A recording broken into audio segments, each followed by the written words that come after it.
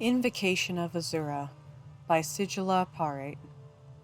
For 300 years I have been a priestess of Azura, the Daedric princess of Moonshadow, mother of the rose, and queen of the night sky.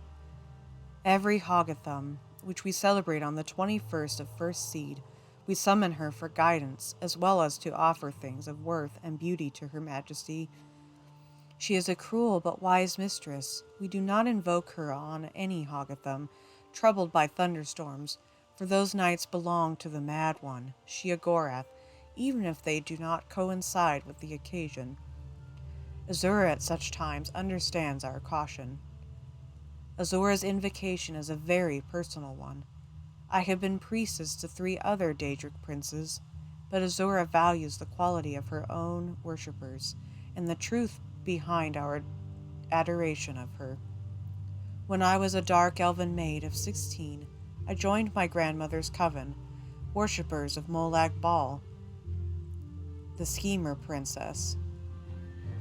Blackmail, extortion, and bribery are as much the weapons of the witches of Molag Bal as is dark magic. The invocation of Molag Bal is held on the 20th of Evening Star, except during the stormy weather.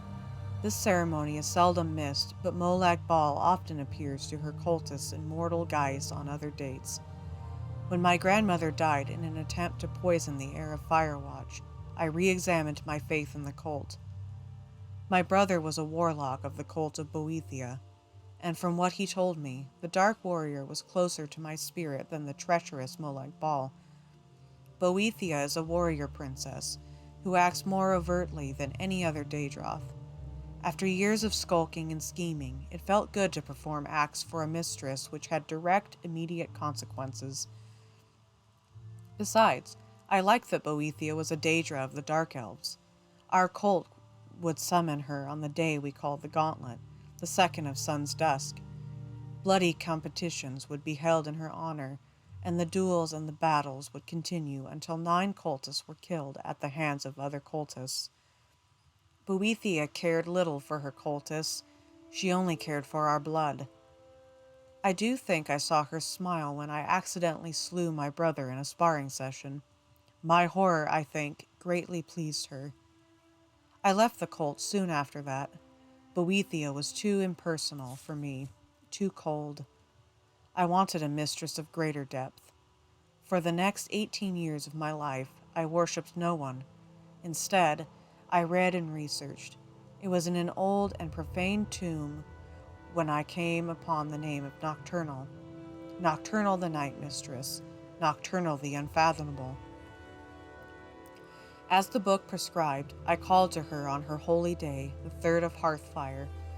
At last I had found the personal mistress I had so long desired.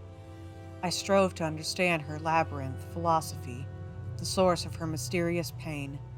Everything about her was dark and shrouded, even the way she spoke and the acts she required of me. It took years for me to understand the simple fact that I could never understand Nocturnal. Her mystery was essential to her as savagery was to Boethia, or treachery was to Molag Bal.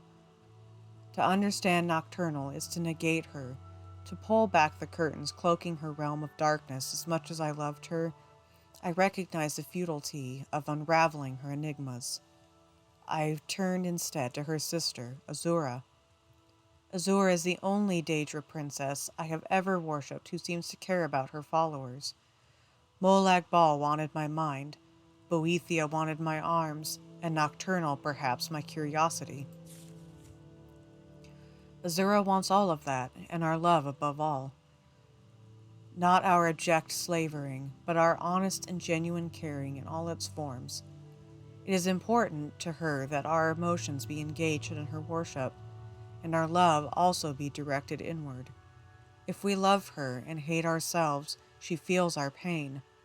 I will for all time have no other mistress.